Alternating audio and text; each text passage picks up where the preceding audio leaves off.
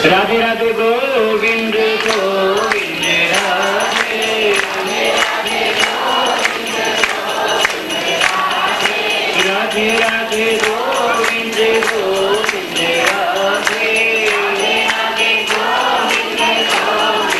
राधे, राधे राधे गोविंद गोविंद राधे, राधे गोविंद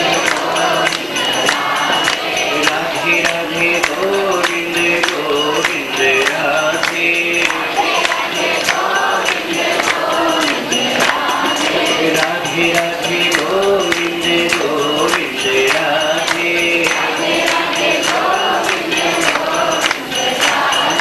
राधे राधे गोविंद गोविंद राधे,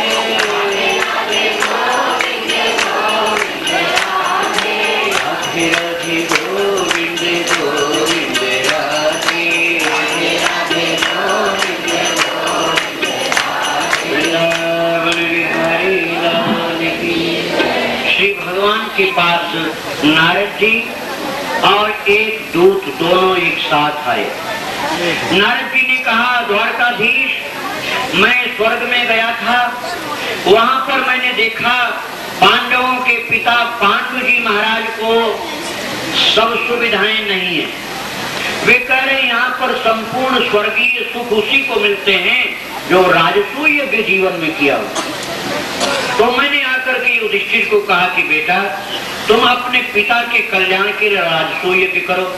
युधिष्ठिर ने कहा कि राजसूय यज्ञ राजाओं के माध्यम से होता और मेरे पास इतने राजा कम हैं। यदि भगवान द्वारकाधीश कृपा करें तो यज्ञ हो सकता है। इसलिए उनका अनुरोध पत्र लेकर के मैं आपके पास आया हूँ। नारद जी ने ये बात कही और उसी समय एक दूसरा दूत आया था। उसने कहा, महाराज, मैं जरासंध के यहाँ से आया हूँ। जरासंध के यहाँ राजा सब जेल में पड़े हुए हैं, तमाम हजारों राजा। उन राजाओं ने आपके पास पत्र भेजा है, प्रार्थना की है, सबका अनुरोध है, हे श्री हरि, हे परमात्मा कृष्णाय वासुदेवाय, हरे परमात्मने प्रणत क्लेश नाशाय गोविंदाय नमो नमः। हे कृष्ण, हे शरणागत वत्सल, हे प्रभु, दुखियों के दुख को दूर करने वाले, सभी जरासंध के कैद में पड़े हुए राजाओं ने प्रार्थना की है कि जैसे भौमासुर के यहाँ से राजकन्याओं को आपने बंधन मुक्त किया, ऐसे हम राजाओं को जरासंध के कारागार से मुक्त करो। दो व्यक्ति एक साथ आकर दो बात सुना रहे हैं। अब भगवान ने सोचा किधर पहले जाऊं। भगवान ने उद्धव जी से पूछा, उद्धव तुम राय दो, किधर मुझे पहले जाना चाहिए, युधिष्ठिर के यहाँ या जरासंध के यहाँ? उद्धव जी ने कहा, महाराज, ये दोनों एक ही कार्य के दो अंग हैं। कैसे? बोले, राजसूय यज्ञ के लिए हजारों राजा की आवश्यकता पड़ती है और हजारों राजा जरासंध के जेल में ही है, दूसरी जगह कहीं नहीं। श्री राधे राधे। हजारों राजा जरासंध के जेल में ही हैं।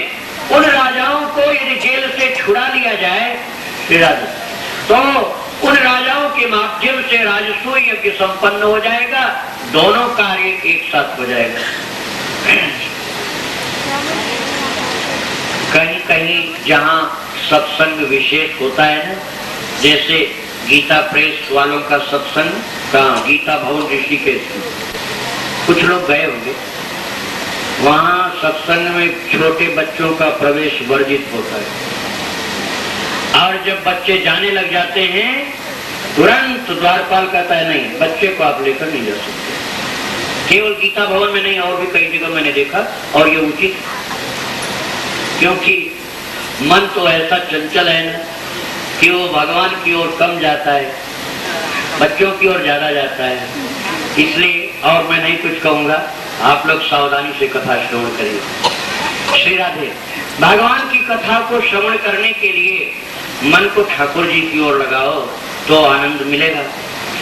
तो भगवान से उद्धव जी ने कहा कि प्रभु, आप पहले हस्तिनापुर जाइए और वहां से आप अर्जुन और भीम को लीजिए। आप अर्जुन और भीम तीनों ब्राह्मण वेश में जरासंध के यहाँ जाइए। जरासंध यद्यपि असुर है, दुष्ट है, पापी है, लेकिन उसमें एक गुण है, वो प्रातः काल ब्राह्मणों को मुंह मांगी वस्तु दान देता है। आप उस समय जाकर के युद्ध की भिक्षा लीजिए और ब्रह्म वेश धरो गत्वा तम भिक्षेत वृकोदर। वृकोदर भीमसेन के द्वारा हनिष्यति न संदेहो द्वैरथे तव सन्निधौ। आपके सानिध्य में भीमसेन के द्वारा निश्चित ही जरासंध मारा जाएगा। श्री भगवान गए, अर्जुन भीम दोनों को लेकर तीनों विप्र वेश में जरासंध के यहाँ पहुंचे हैं और ब्राह्मणों की कतार में खड़े हो गए। सबको दान देते देते जब इन तीनों नकली पंडित जी के सामने आया तो उसने देखा कि कंधे पर धनुष रखने का निशान, जैसे कोई बनियान पहनता है ना और फिर निकाल दे एक दिन बनियान तो उसका निशान दिखलाई पड़ता है ना शरीर पर, कपड़ा पहनने का निशान पड़ जाता। तो ऐसे बलवान क्षत्रिय लोग धनुष जब कंधे पर रोजाना रखते थे और धनुष एक दिन हटा दिए और निशान दिखलाई पड़ रहा है। जरासंध ने पहचान लिया। जरासंध ने कहा तुम लोग ब्राह्मण तो नहीं हो सकते हो, तुम्हारे कंधे बता रहे, लेकिन तुम ब्राह्मण वेश में आए हो, इसलिए जो मांगना चाहते हो मांग सकते हो। भगवान ने कहा जरासंध यदि हमारी इच्छित वस्तु दे सकता है तो हमें युद्ध की भिक्षा दे, हम युद्ध करना चाहते हैं। जरासंध ने कहा आज तक कोई ब्राह्मण युद्ध की भिक्षा मांगने नहीं आया था, तुम्हें मिलेगी भिक्षा, लेकिन परिचय सही सही दो, कौन हो तुम लोग। भगवान ने कहा जरासंध मैं द्वारका का कृष्ण हूं और ये मेरे साथ जो बहुत सुंदर मेरा साथी खड़ा है ये अर्जुन है, और जो मोटा तगड़ा खड़ा है भीमसेन।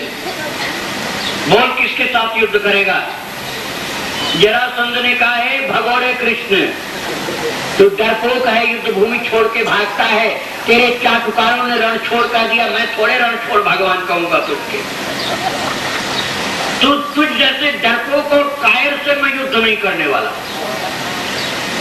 और ये अर्जुन इसके अंदर क्या बल है, ये तो हिजड़ा है, स्त्रियों में नाचता गाता है, इससे क्या मैं युद्ध करूं। मेरी जोर का भीमसेन है, कुश्ती लड़े तो मैं लड़ सकता हूं। भीमसेन ने कहा स्वीकार। प्रातः से लेकर शाम तक प्रतिदिन युद्ध होता है और रात्रि में विश्राम। 25 दिन तक भीमसेन पूरी ताकत से कुश्ती लड़ेंगे और 25 दिन के बाद रात्रि को जब अर्जुन सो गए तो भीम ने भगवान को धीरे से जगाया। भगवान ने कहा भीम क्या बात। बोले प्रभु हड्डी हड्डी दुख रही, जोर जोर लग रहा है कि टूट गया प्रभु। महाराज बस यही प्रार्थना आपके श्री चरणों में है कि अब रात ही रात यहां से चल दीजिए, मैं जरासंध से जीत नहीं पाऊंगा। भगवान ने कहा हो बेटू खाने में तो इतना तेज है और युद्ध करने में कमजोर हो रहा है। अरे तू तो बहुत बलवान है भाई, बहुत बलवान है, कल पूरे बल का उपयोग कर ले, पूरी ताकत से युद्ध कर तब विजय मिल सकती है। भगवान ने सोचा रहा सहा जो अभिमान वो भी खत्म करो। भीमसेन को अपने शरीर के बल का अभिमान था, तो वैसे तो बहुत कुछ खत्म हो गया था, लेकिन अभी कुछ बचा खुचा हो तो वो भी चला जाए। इसलिए भगवान ने कहा तू बहुत बलवान है, कल पूरी ताकत से युद्ध कर। तो पूरे दिन कुश्ती लड़े भीमसेन। रात में जब अर्जुन सो गए और कृष्ण सो गए, भीमसेन ने सोचा कहना सुनना बेकार, ये तो दोनों देखते रहते हैं तमाशा, हड्डी मेरी टूटती कूटती है, इसलिए इनसे कहने में कोई लाभ नहीं है। जब दोनों सो गए तो भीमसेन ने अपनी लोटा धोती पूजा पाठ की किताब संभाल दी, झोला सब उठाया और कंधे में पोथी पत्रा रखे और डंडा सोटा लंगोटा उठाए। जब भीमसेन वहां से चले धीरे से तो उनका पांव धीरे से भगवान को छू गया। भगवान चौंक करके उठ बैठे, अरे कौन, कोई चोर है क्या। नहीं प्रभु चोर नहीं, मैं कहाँ जा रहे। महाराज लघु शंका जा रहा था, लघु शंका जा रहे थे तो ये झोला और लोटा और ये डोरी और कपड़ा और सब पूजा प्रभु आपसे क्या कहूं, मैंने तो कल ही कह दिया कि मैं इससे जीत नहीं पाऊंगा। तो इसका मतलब भीमसेन तुम भाग रहे थे यहां से। अब आप जो समझे महाराज, आप तो देखते रहते हैं युद्ध, अर्जुन भी देखता रहता है। महाराज मेरी हालत खराब हो गई, मैं नहीं जीत पाऊंगा, मैंने बता दिया आपको। भगवान ने सोचा यदि मैं सो गया तो ये भाग जाएगा जरूर, इसलिए भगवान सोए नहीं। भगवान हाथ पकड़ के भीम को बैठाए और रात भर जगे। प्रातः काल बोले, भीम जरासंध से कुश्ती लड़, और जब तू हारने लगना तो मेरी ओर देखना, मेरी ओर देखेगा तो काम बन जाएगा। अब भीम जब कुश्ती में हारने लगे तो श्री भगवान की ओर दृष्टिपात किए, आशा भरी दुखी दृष्टि से देखा है कि कन्हैया अब तो मेरी वही दुर्गति हो रही, हार रहा हूं, अब कुछ कर पाऊंगा, तू कुछ बता सकता है तो बता युक्ति। और तब भगवान ने एक हरी सी दातौन पतली सी लकड़ी लेकर के उसको फाड़ के 2 टुकड़े किया, और दाहिने टुकड़े को बाएं और बाएं को दाहिनी ओर फेंका। और इस तरह से ठाकुर जी ने इशारा किया। तब तक भीमसेन ने लपक करके जरासंध का एक पांव पकड़ लिया और दूसरे उसके पांव पर अपना पैर रख करके ऊपर जोरों से खींचा, और फटते हुए शरीर 2 टुकड़े हो गया, और दोनों दिशाओं में दोनों टुकड़े फेंक दिया। जय जय सीता। जरासंध इस तरह मर गया। भीमसेन ने कहा, प्रभु ये तो बड़ी सरलता से मर गया, ये 2 टुकड़े में कैसे फट गया महाराज? बोले, बेटा इसका पिता एक महात्मा से एक फल ले आया था पुत्र प्राप्ति की कामना से। उसने अपनी दोनों रानियों को फल आधा आधा काट के दे दिया, और दोनों रानियों के बच्चे हुए आधे आधे। तो उसने सोचा ये तो बेकार मरे बच्चे, फेंक दिया दोनों को। और जरा नाम की एक सर्जन ने आकर के टांका लगा के जोड़ दिया। वो जरा ने जब जोड़ दिया तो जरा के द्वारा जो संधि बनाई गई, दोनों मिलकर एक हो गए। जीवित तो हो गया लेकिन संधि तो कमजोर ही थी, इसलिए दोनों टुकड़े अलग हो गए और ये मर गया। जरासंध के यहाँ जितने कैदी राजा थे सबको निकाल करके भगवान लेकर के युधिष्ठिर के पास पहुंचे राजसूय यज्ञ प्रारंभ करने के लिए। और वहां ये प्रश्न आया कि इस यज्ञ में प्रथम पूज्य कौन है? भीष्म पितामह ने खड़े होकर के कहा, केवल इस यज्ञ में ही नहीं, संपूर्ण त्रैलोक्य में प्रथम पूज्य भगवान द्वारकाधीश श्री कृष्ण के अलावा दूसरा कोई नहीं। सहदेव ने भी कहा, द्वारकाधीश सबसे अधिक पूज्य है, इसलिए प्रथम पूज्य ही है। युधिष्ठिर महाराज पूजा की थाल लेकर के पूजा करने के लिए चले, तब तक शिशुपाल खड़ा हुआ। और शिशुपाल ने कहा, किस मूर्ख ने कहा है कि ये ग्वाला प्रथम पूज्य है? और भगवान को लगा गाली बकने, ऐसे ऐसे अपशब्द बोलने लगा कि भीष्म पितामह की आंखें लाल हो गई। वे खड़े होना चाहे शिशुपाल को मारने के लिए। भगवान ने इशारा किया, पितामह बैठ जाओ, समय अभी इसका आ रहा है। भीम ने गदा संभाली, दांत किचकिचाकर भगवान ने कहा, शांत, अभी समय इसका आ रहा है।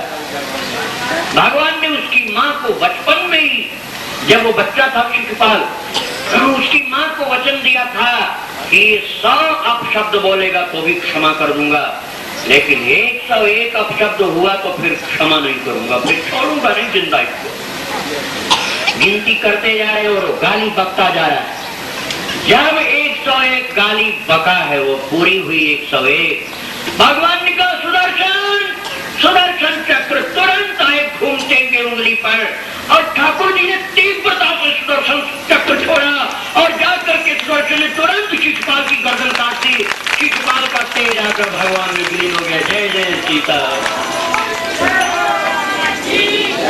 भगवान के हाथों शिशुपाल जैसे पापी का उद्धार तो हुआ, लेकिन इतनी तीव्रता से भगवान ने चक्र छोड़ा था कि उस चक्र की तीव्रता के छोड़ने के कारण ठाकुर जी की उंगली छिल गई और उंगली में से रक्त की बूंदें टपक पड़ी।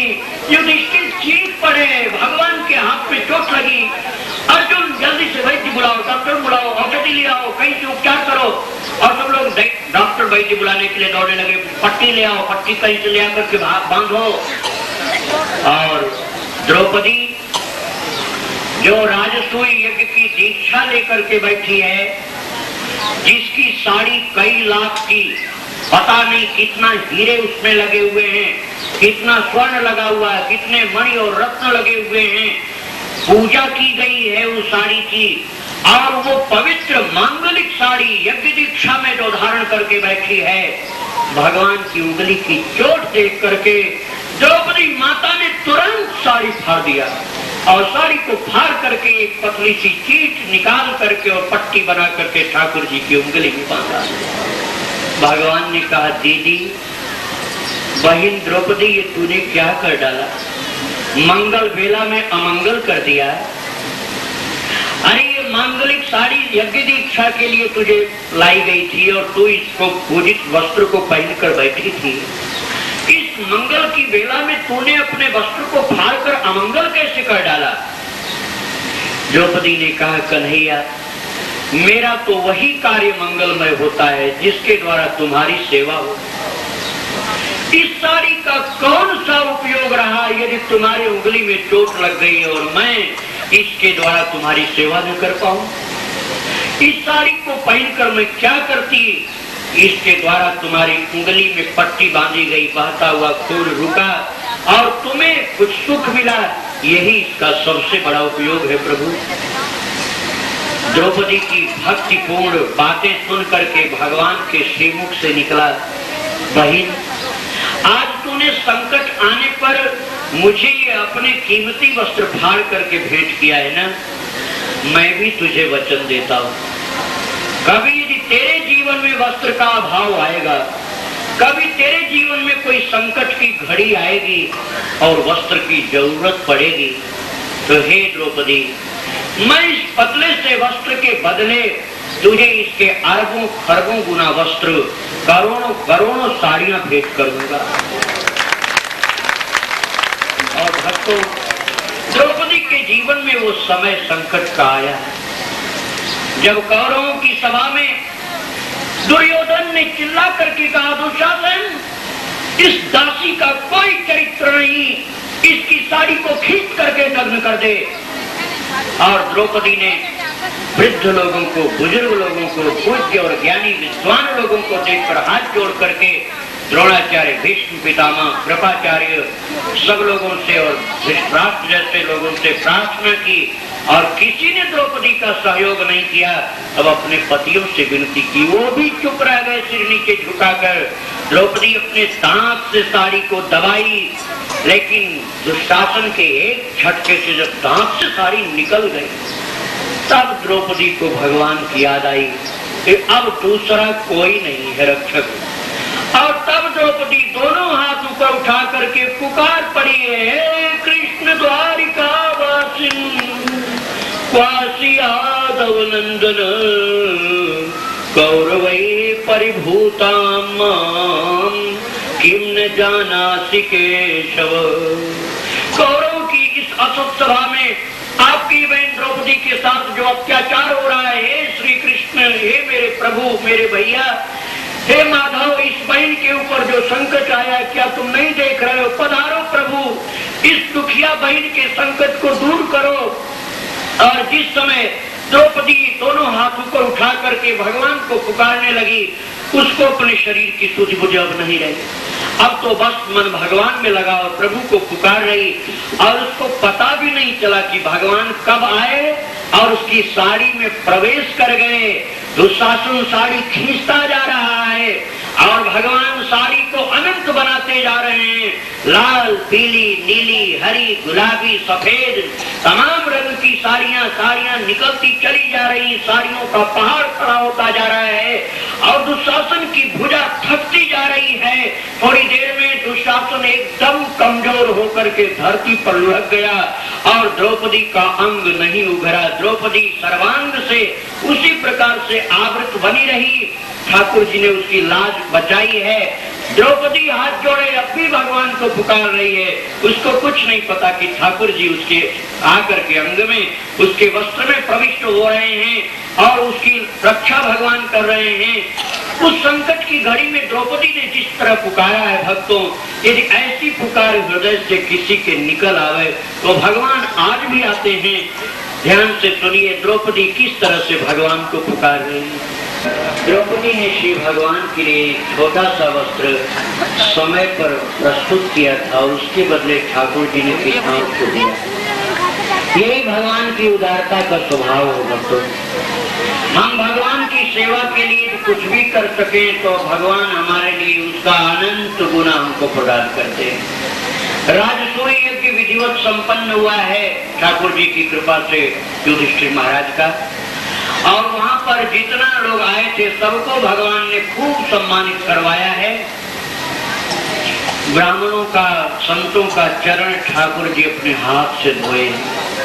जूठी पत्तल भगवान द्वारकाधीश ने अपने हाथ से उठाई है।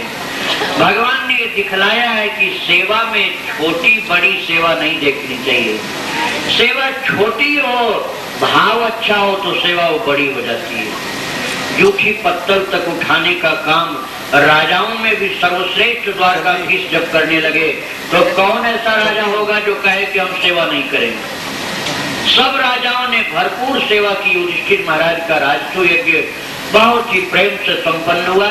लेकिन उसके पश्चात जब दुर्योधन महाराज का महल देखने गया और उस मायावी महल को देखा है जहाँ पानी लगता था वहाँ स्थल था और जहाँ स्थल लगता था वहाँ पानी था, वो पानी में गिर गया और उसको पानी में गिरते देख करके द्रौपदी हंस दी।